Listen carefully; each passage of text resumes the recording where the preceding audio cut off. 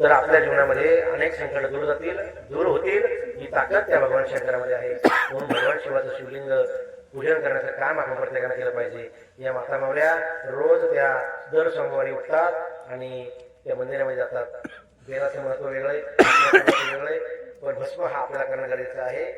एकांतामध्ये असलेलं देवस्थान आहे हे एकांतामध्ये असलेलं देवस्थान हे फळ देणारं असतं, पुण्य देणारं असतं, आपल्या इष्ट मनोरथ पूर्ण करणारं असतं, पुण्य देणारं असतं. हे आता खूप सांगितलं. कमीत कमी रोज इथं गर्दी वाढली पाहिजे. इथं या परिसरामध्ये चुकीची कामं जर केली त्याला भोगल्याशिवाय पर्याय नाही. इथं चुकीची कामं मला सांगायला लावू नका, माईकवर सांगून बोलायला लावू नका. मी रोज या मंदिरामध्ये दर्शन केल्याशिवाय जात नाही. वर जर आलो तर खाली आल्याशिवाय राहत नाही, खाली आलो तर वर गेल्याशिवाय राहत नाही. म्हणजे विचार करा, या भगवान शिव आहे. इथं भगवान शिव स्वतः येत आहे. कोणाच्या स्वरूपात तर माहिती तुम्हाला माहिती का? सर्प आहे. सर्पाचे 3 प्रकार सांगितले, तांबडा, लाल आणि काळा. त्याचे लक्षण माहिती काय काय? पितरांचा दोष असेल तर काळा सर्प नजरेस पडतो. देवाचं देवत्व असेल तर तो लाल प्रकारचा सर्प आपल्याला पाहायला मिळतो. आणि हिरवा प्रकारचा आपण म्हणतो ना, तो आपल्या कुळाचा उद्धार करणारा असतो. म्हणून एक गोष्ट ध्यानात ठेवा, सर्प नजर पडणं सुद्धा भाग्यवान माणसाचं काम आहे. देवाच्या एका दिवसात कीर्तन करून काय सांगू शकत नाही तुम्हाला, फक्त आज करण करून देतो, स्पर्श करून जातो.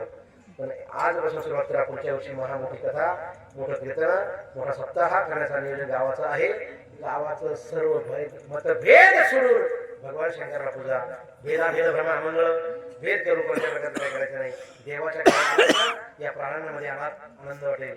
भगवान शंकर रोज त्या लाल प्रकारचा सर्प आपल्याला येतोय, हे मी पाहिलं नाही. याला इथं असलेल्या काही लोकांचा पुरावा आहे. या देवस्थानाबद्दल ज्यांना जागृती आहे, पहाटे 5 वाजता आपण कधी या मंदिरात आलात का? रोजच्या जगाचे 5 वाजता येते आपल्या. किती दुर्भाग्य आपण. सावध व्हा. आणि एकदा का देव आपल्या गावातून गेला ना, पुन्हा देव येत नसतो. त्यामुळं या मृत्यू लोकात आलात ना, कमीत कमी एवढं करून तरी मारा. तुम्ही आता संसार करून मारणार हे सांगणार आहे कोणी? कायमचे आलाय कोणी? तुम्ही बोलत काय बोला हे झालं का माझ्यावर? मी टायमिंगमध्ये चालू केलं होतं.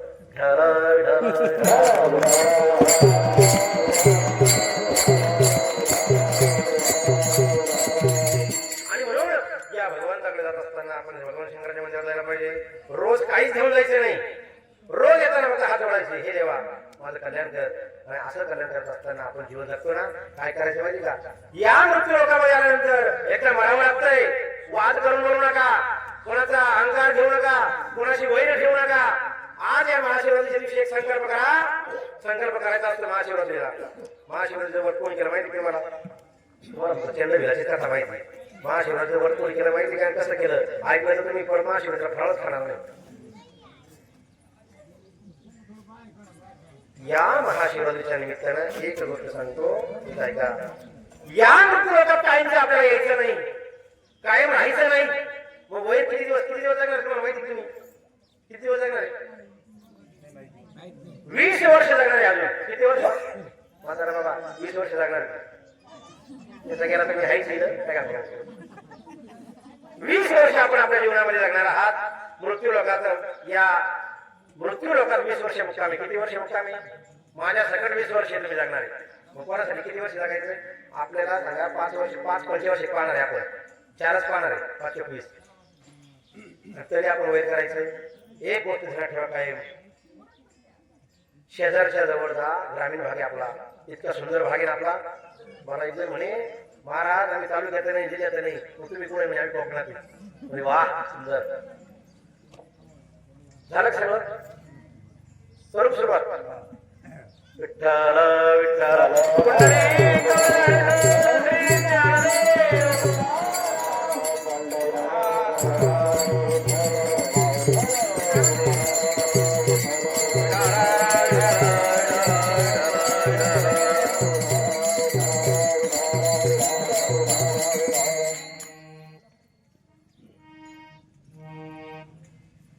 या मृत्यू लोकांमध्ये आल्यानंतर कुणी गडबड करू नका. आता फक्त 8 तास राहिला आपल्यामध्ये. 15 मिनिटात अभंगाचा स्पर्श आणि 15 मिनिटांमध्ये आपण महाशिवरात्री का करायची आणि महाशिवरात्रीनंतर केल्यानंतर काय फायदा मिळतो. जाता जाता जमलं तर त्या भस्माचं महत्व सांगून जाईल. भस्मकुंड आज संध्याकाळपर्यंत झाला पाहिजे. संध्याकाळी भजन आहे, त्या भजनाला पण यायचंय. आमचा एक कार्यकर्ता आहे वारकरी, तो म्हणे महाराज आपण कीर्तनाला तुमच्या येणार नाही, पण त्या जामगावच्या खापराळ्याच्या भजनाला, त्या चंद्रपूरच्या भजनाला मी येणार आहे. म्हणजे काय विचार करा, किती प्रेम आहे तुमच्यावर. म्हणून एक गोष्ट ध्यानात ठेवा, 20 वर्ष आपण जगणार आहे. 20 वर्षाच्या पुढे कोणी जगणार नाही. वय करायचं कोणाशी नाही. मग का करायचं? वय करू नका. हात जोडून विनंती माझ्याशी माझी तुम्हाला. कारण की साने गुरुजी म्हणतात, करा तो एकची धर्म जगाला प्रेमर पावे. किती सुंदर कवी, किती सुंदर होती पात्रा. साने गुरुजी म्हणले या जगामध्ये यायचे ना, मृत्यू लोकात आलात ना, फक्त जगावर प्रेम करायला शिका. कोणाचं वैर ठेवू नका. आणि असं जीवन जगलात तर शेजारचे आपल्या जवळ येतील, गावचे आपल्या जवळ येतील, नातेवाईक आपल्या जवळ येतील. आणि आपल्याजवळ कोण येतं का? आता खरं सांगा, कोण येतं का? तुम्हाला गरज राहिली नाही ना लोकांची. पूर्वीचा काळ सुंदर होता. घरामध्ये संध्याकाळी उन्हाळ्याच्या वेळेस ओट्यावर जेवणाची पद्धत होती. काय भाजी केली शेजारच्या विचारलं का तुला बाजार आणून देऊ का, असं देवाण घेवाण चालायची पूर्वीच्या काळी. आणि त्याच्यात आनंद होता. तुम्ही घरामध्ये गुलाबजाम खा, आनंद आहे का? आहे का आनंद? अहो ताटामध्ये गुलाबजाम तरी आनंद नाही. कोळदाची जिलेबी खाली ना संध्याकाळी या शेजारची आणून, तर त्याच्यामध्ये आनंद आहे. तुम्ही पाकिस्तान वाले का? खेड्यातले नाही का तुम्ही? पाकिस्तान. विचार करा, मृत्यू लोकांमध्ये कोणाचं वैर ठेवू नका. आणि का? कारण की या मृत्यू लोकांमध्ये एकदा जावं लागतंय. जात असताना काहीतरी घेऊन जायचंय. मग काय घेऊन जा? जगाचं प्रेम घेऊन जा. लोक आपल्यासाठी रडले पाहिजे. मला सांगा, घरातले आपण मेल्यानंतर कोण कोण रडले माहिती मला? घरातले रडतील, गावातले रडतील, शेजारचे रडतील. अहो 2 किलोमीटर, 4 किलोमीटर, 10 किलोमीटर पर्यंत आपल्याला आवाज जाईल. असा आवाज पोहोचल्यानंतर हा दादा आपल्या आयुष्यातून गेला, खूप चांगला होता. नुसतं असं म्हणाले पाहिजे. नुसती बातमी जरी ऐकली ना, टपकन डोळ्यामध्ये पाणी आलं पाहिजे. इतकं बरं सुंदर असतं.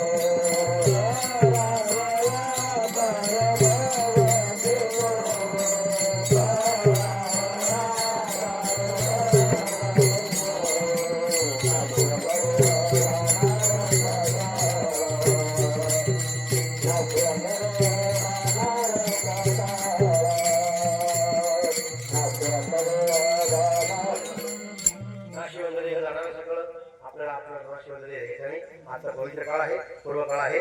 आणि पूर्व काळानिमित्त आपण एक गोष्ट सांगेल, या मृत्यू लोकात आलात ना तर म्हणावं लागते. तर म्हणत असताना कोणी लोकांची शाप घेऊन म्हणू नका. सगळ्यात अवघड आहे ज्याचे जे शाप ज्याला लागले ते तळतळ भोगल्याशिवाय पर्याय नाही. कोणाचा तळतळ, कोणाचा अंतकरण दुखणार नाही याची काळजी घ्या. आणि असं जर अंतकरण आपल्या जीवनामध्ये झालं ना तर संत जनाबाई म्हणतात, देव नाम नाही मग कुठे देव? अभंगाचं पहिलं चरण.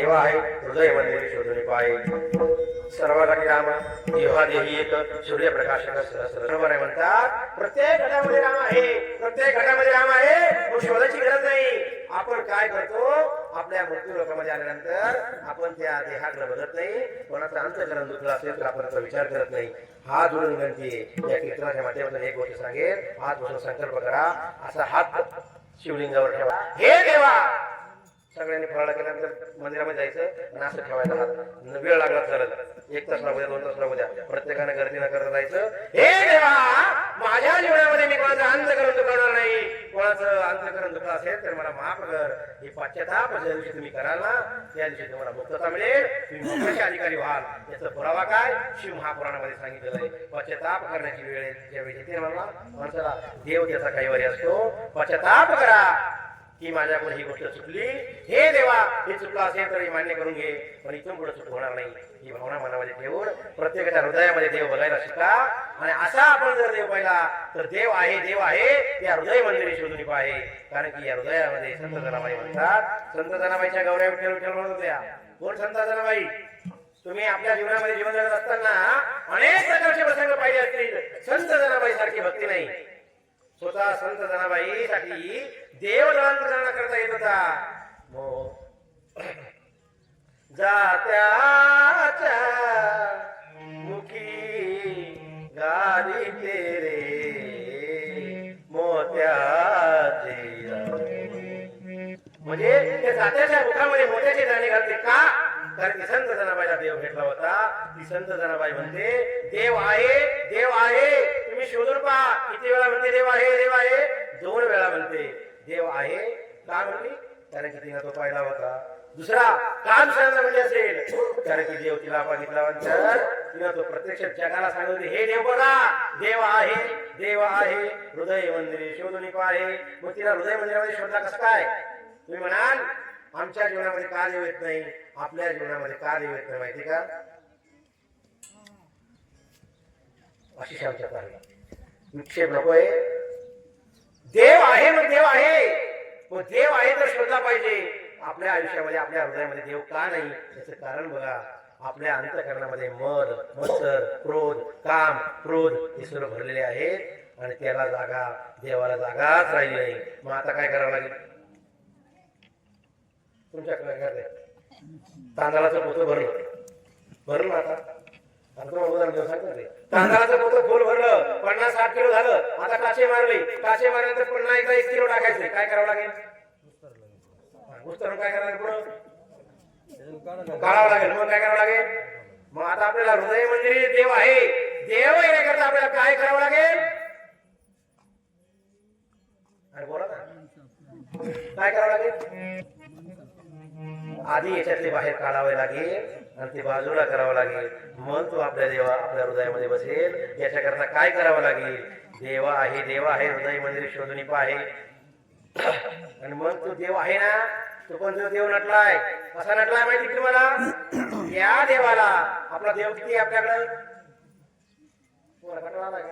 नाही कटाळणे आला देवाचे प्रकार किती माहिती तुम्हाला देवाचे 33 कोटी प्रकारचे देव म्हणतात आपण किती प्रकारचे देव आपल्याकडे 33 कोटीचे देव नाही 33 प्रकारचे देव आहे 33 कोटी जर देव पुढे देवाला जर नैवेद्य करायचं म्हणला ती बाई सकाळी 5 जर 2 दिवस जरी लागले तरी भेटता 33 कोटीचे देव नाही 33 प्रकारचे देव आहे आता विचार करा त्या 33 प्रकारच्या देवाला नैवेद्य करायचं म्हटलं किती पायदे लावून आणायला लागेल किती भात टाकावं लागेल तसं काही नाही 33 कोटीचे नाही 33 प्रकारचे देव आहे त्या देवापैकी एक देवाचा अवतार आहे तो अवतार कोणता आहे तुम्हाला स्वयंभू देव माहिती कोण आहे ज्याला बाप नाही ज्याला आई नाही त्याला त्या देवाचं नाव माहिती तुम्हाला माहिती तुम्ही इथे बसेल याला का माहिती ज्याला आई नाही ज्याला बाप नाही तो म्हणजे भगवान शिव स्वयंभू देवता आहे धर्मशास्त्राप्रमाणे 5 देवता मुख्य देवता सांगितलेली ऐका कोणकोणते देव सूर्याचे आपण सप्तमांशी उदाहरण ऐकलं तुम्ही सप्तमांशी उदाहरण ऐकलं सर्वांनी सूर्याचे नाही सूर्य सप्तमांशी सूर्याची उपासना करावी ताट जात ऐकेलं त्या सूर्यदेवताची उपासना करणारा सूर्यदेव उपासक आहे पहिला दुसरा शक्ती भगवान देवीचे जागृत देवस्थान म्हणजे स्वयंभू देवता आहे. तिसरं गणपती जागृत देवस्थान आहे. भगवान शिव जागृत देवस्थान आहे. भगवान विष्णू जागृत देवस्थान आहे. स्वयंभू देवता आहे. यांना आई वडील पुढे पाहायला मिळाले तुम्हाला आजपर्यंत? तुम्हाला जर काही खोटं वाटत असेल तर घरी जाऊन चेक करा आणि मला सांगू द्या. ही स्वयंभू देवता आहे आणि या देवाचा देव सब देव का देव महादेव होता है, इसलिए वो देव आपको पूजना चाहिए. आप उसको पूजते हैं वो उनके उपदेव है. म्हणून आपण काय करा, आपण आपला पहिला महादेव पूजा आणि महादेव जर पूजला तर सर्व देवाची उपासना करण्यासारखी गोष्ट आहे. ती करण्याची गरज नाही, कारण की देव आपला महादेव जर पूजला ना, त्या भगवान शंकराच्या मंदिरामध्ये गेलात तर ते देव काय करतो, कारण की काय माहिती का, ब्रह्मदेवाचा सासरा भगवान शंकराचा सासरा कोण? प्रजापती दक्ष राजा. दक्ष राजाचे दक्ष राजाला काम कोणी दिलं होतं माहिती मला? ब्रह्मदेवानं. बरोबर, सृष्टीची निर्मिती कोण करतं? ब्रह्मदेव. ब्रह्मदेवाने एकट्याने केली का? मग कोणाला कोणाला हाता येतं त्यांनी? आता खूप गोष्टी विश्लेषित सांगण्यासारखे आहे, पण आता आपल्याकडे वेळ आणि आपल्याला साथ या दोन गोष्टीची कमतरता पडल्यामुळं आपण ती नंतर बोलू. पण ब्रह्मदेव हा दक्ष राजाच्या हाताने सृष्टी निर्मिती केली. सृष्टीची निर्मिती करत असताना प्रत्येक जीव तयार करत असताना ब्रह्मदेवानं सांगितलं भगवान शंकराला तुम्हाला लग्न करावं लागेल. सतीचं लग्न अगोदर झालं का पार्वतीचं अगोदर लग्न झालं? मंडपातले बंद करा ना आवाज. सतीचं लग्न अगोदर झालं का पार्वतीचं झालं? बरं, सतीनं हाताला केली का शिवरात्र केली? तुम्हाला ना तुमचं काय झालं माहिती का, तुम्ही अजून मंदिरातच जायला तयार नाही. तुम्ही माझ्या महाराज आम्ही मंदिरातच जाईना, तुम्ही हे पुराण काय सांगू राहिले आम्हाला? मग आता ऐका, सती मातेचं व्रत होतं हरितलका. हरितलका कशी करायची, कोणी करायची, ऋषी पंचमी कोणी करायची, प्रदोष कोणी करावा, एकादशीला का व्रत करावं, आणि महाशिवरात्रीपेक्षा दर महिन्याला एक शिवरात्र येते माहिती तुम्हाला? तुम्ही कॅलेंडर पाहताय का? तेच काम करताय तुम्ही. पैसे तरी मागे द्या म्हणून इथून, म्हणजे मला तरी कमी काम येतील काही. तुम्ही शिवरात्र येत असतो दर महिन्याला, प्रदोष येत असतो दर महिन्याला. प्रदोष व्रत सुद्धा चांगला आहे. सर्वात फल देणार व्रत म्हणजे प्रदोष आहे. हरितलका आहे, शिवरात्र आहे, पण प्रत्येक फळाचं महत्व वेगवेगळं आहे. प्रत्येक व्रताचं फल वेगवेगळं आहे आणि आपण ते केलं पाहिजे. म्हणून आपला देव हृदयामध्ये येण्याकरता कोणाचं अंतकरण दुखवू नका. संत जनाबाई म्हणतात, उभे आयुष्यात अंतकरण कोणाचं दुखवू नका. आणि अंतकरण जर दुखवलं तर तेवढ्या दर्जाचं तुम्हाला पाप लागतं. आणि ते पाप निवृत्त करण्याकरता आपल्याला काय करावं लागेल माहिती का? त्या भगवान शंकराचं चिंतन करावं लागेल. शिव शिव शिव शिव.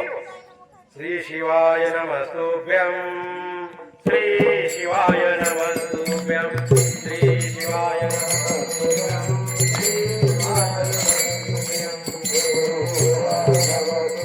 श्री शिवाय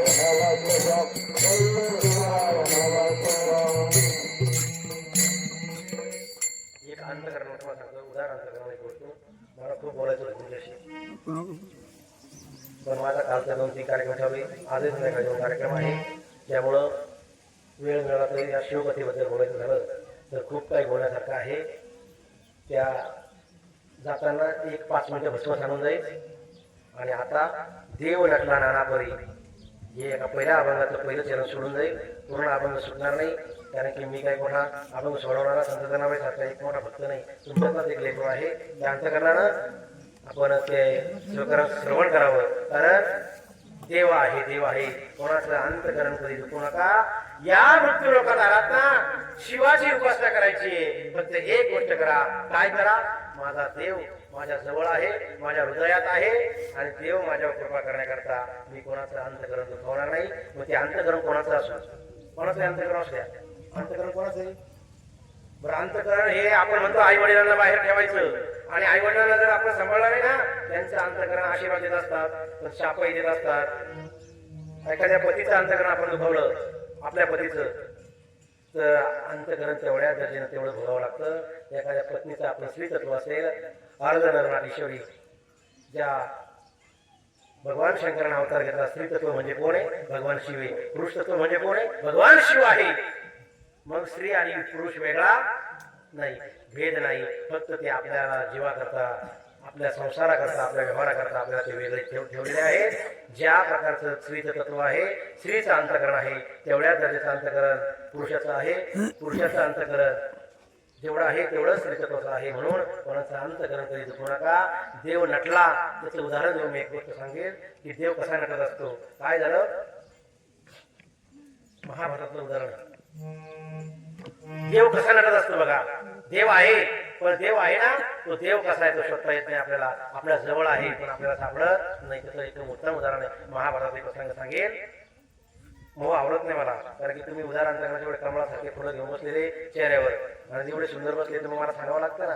म्हणून उदाहरणाचा एक गोष्ट सांगेल की जीवनामध्ये देव आहे तो शोधला पाहिजे. साधण्याकरता आपण त्या मंदिरात गेलं पाहिजे.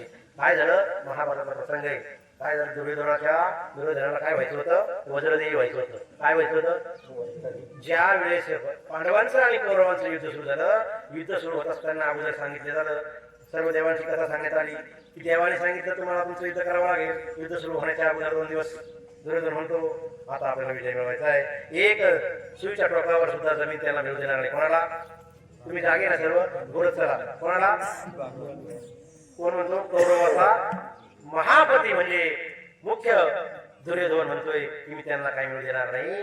आणि तो कोण सके भाऊ. मला हेच सांगायचंय, अंतकरण कोणाचे असू द्या, भावाचं अंतकरण असू द्या, भावतीचा अंतकरण असू द्या, शेजारच्याचा अंतकरण असू द्या, कोणाचं दुखू नका. त्याच वेळेस त्या दुर्योधनाच्या मनामध्ये जी भावना निर्माण झाली ना, ती भावना कुबुद्धी होती. आणि दुर्बुद्धी माणसाच्या मनामध्ये सुचली ना, तर माणूस पाप करायला लागला. दुर्बुद्धी माणसाच्या मनात आली पापच करतो माणूस, पुण्य करतच नाही. एखाद्या म्हणा शंकराच्या मंदिरात जाय, तो म्हणतो काय करायचं माझ्या शंकराने, आता काय करायला पाहिजे, काय करायला काय पाहिजे. 5 मजली बिल्डिंग मध्ये तरी गज काढून ठेवतो वर, आता काय करायचं, 6व्या मध्ये यायला जायचे. म्हणजे विचार करा, त्या दुर्योधनाच्या मनामध्ये दुर्बुद्धी आली आणि म्हणतो की याला संपून टाकणार, कोणाला भगवानाला संपून टाकणार. मनात काय भावना होते, त्याच्या सुराची भावना निर्माण झाली. आणि विचार करतोय दुर्योधन, आता मला काहीतरी करावं लागेल, वज्रदेवी व्हायचंय, माझं शरीर कणखर करायचंय. आणि माझ्या शरीरावर किती वार जरी केली पांडवांनी, भगवान श्रीकृष्ण त्यांच्या बाजूला जरी असला तरी मला काही घेणं नाही, मला वज्रदेवी व्हायचंय. वज्रदेवी होण्यासाठी काय उपाय आहे. त्यावेळेस त्याच्यात पक्षातल्या कोणतरी सांगितलं की तू धर्माला जाऊन विचार, धर्म हा काय, धर्मचे तो जरी शत्रू होते पण चुकीचा मार्ग कधी गेला नाही. त्याचं नाव धर्म होतं, त्याचं नाव युधिष्ठिर होतं, तो धर्म म्हणतो. धर्माकडे गेला दुर्योधन, गेला धर्माकडे गेला, विचारलं काय काय करतो इकडे. जरी भावबंद होते, सावत्र होते, तरी भावबंद होते. उदाहरणार्थ विचारलं काय करतो इकडे. काय नाही, तुझ्याकडे काम होतं. काय नाही, मला ते वज्रदेवी व्हायचंय. उद्यापासून आपलं युद्ध सुरू होतंय आणि युद्धा करता मला वज्रदेवी व्हायचंय, पांडवांचा नाश करायचा आहे. कोणाला सांगतोय तो, कोणाला, धर्माला. धर्म कोण आहे, 5 पांडवांपैकी एक आहे.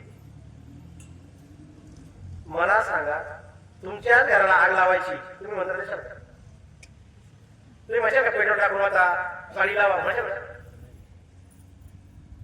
त्या धर्मानं सांगितलं तुला वज्रदेवी व्हायचंय ना, तर माझ्याकडे उपाय आहे, तो तुला करावा लागेल. पण तुला काय करावं लागेल माहिती, तो उपाय जरा कठीण आहे. तो दुर्योधन म्हणे सांगता खरी, तुला काय करायचं मी करू नाही करू, तू फक्त एक लक्ष दे. मग सांगितल्यानंतर मी दुर्योधन सांगू का, ट्रॅक्टर पाहिजे तुम्हाला, म्हणजे मी कसा करू, तुझं चाललंय काय चाललंय. विठाल विठाल विठाल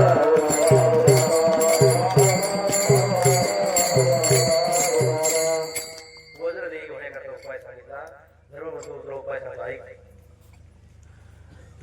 तुझी आई गांधारीच्या डोळ्यावर पट्टी आहे. तू तुझ्या आईच्या समोर जायचं, नखापासून जर केसापर्यंत नखशिकांत तुझ्या आईने तुला निहाळलं की तू वज्रदेवी होशील. काय सांगितलं, मी हे पुरावे तुम्हाला विचारणार बघ. मी तसं आठवून सगळं सापडलं एक तसं दिवसानं काढला कृष्णाचा व्हायला, कारण की हा बंध मी घेतच नव्हतो, पण देवामुळे घेतला. नखशिकांत तुला निहाळलं पाहिजे. नखशिकांत जर निहाळलं तर तुझं वज्रदेही शरीर होईल आणि तुला पांडवांपासून विजय मिळेल. कोणी सांगितलं, धर्मानं. आपल्या घराला आग लावली पाहिजे, पण देव येते चतुरातो शिरोमणी गुणलावण्याची खाणी. देव कसा हे सांगायचं मला. मग त्यांनी तो ऐकलं आणि ऐकल्यानंतर धावत पळत दुर्योधनाला दुर्योधनाला कळलं आता काय करायचं. आता आपण आपल्या आपल्या पद्धतीनं लगेच वज्रदेवी व्हायचं, उद्यापासून युद्धाला सुरू करायचं. आणि युद्ध सुरू केलं की मी विजय होणार हे ठरलं. हे सर्व ठरल्यानंतर यांच्या दोघांचं भाषण चालू होतं. कोणाचं